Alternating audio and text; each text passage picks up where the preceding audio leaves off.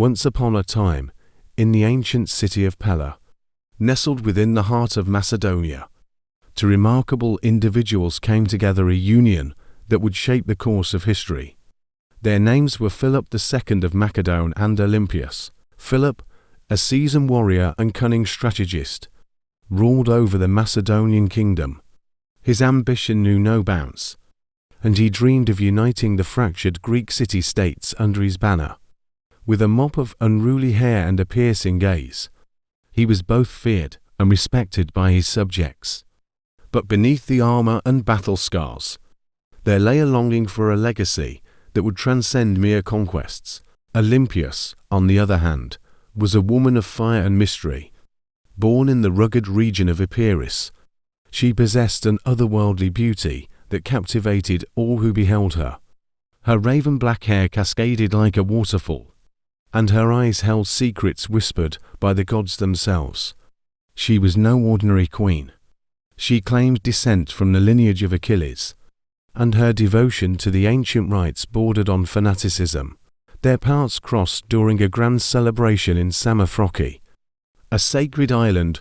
Philip, fresh from a victorious campaign, caught sight of Olympias as she danced barefoot on the moonlit shore.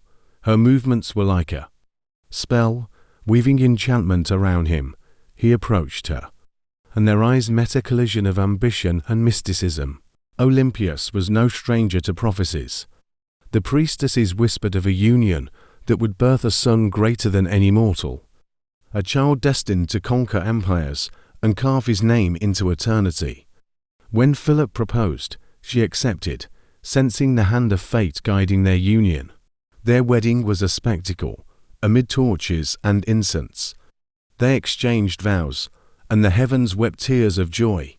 Alexander, their firstborn, arrived soon after, a child with eyes that held the wisdom of ages, his tiny fists clenched as if ready to grasp the world.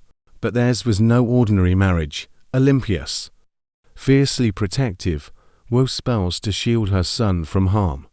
She whispered ancient incantations over his cradle, invoking the blessings of Zeus and Hera. Meanwhile, Philip plotted his conquests, leaving his young family behind as he marched toward distant lands. Alexander grew amidst intrigue and ambition.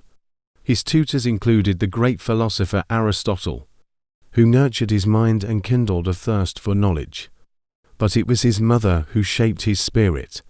The tales of gods and heroes, the scent of incense, and the echo of prophecies, she taught him that he was more than a prince.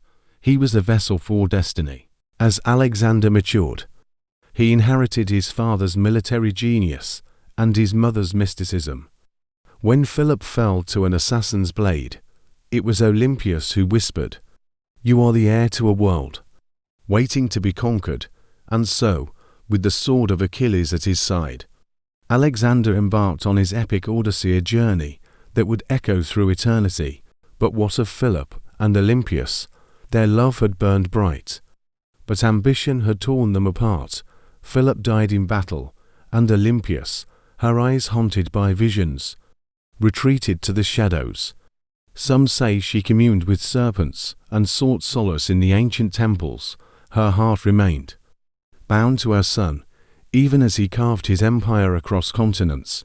And so, the parents of Alexander the Greater King, who rode the winds of prophecy and left footprints in the sands of time, remained forever entwined in the tapestry of fate. Their love, like the constellations above, blazed across the ages, casting shadows and illuminating the path for their extraordinary son.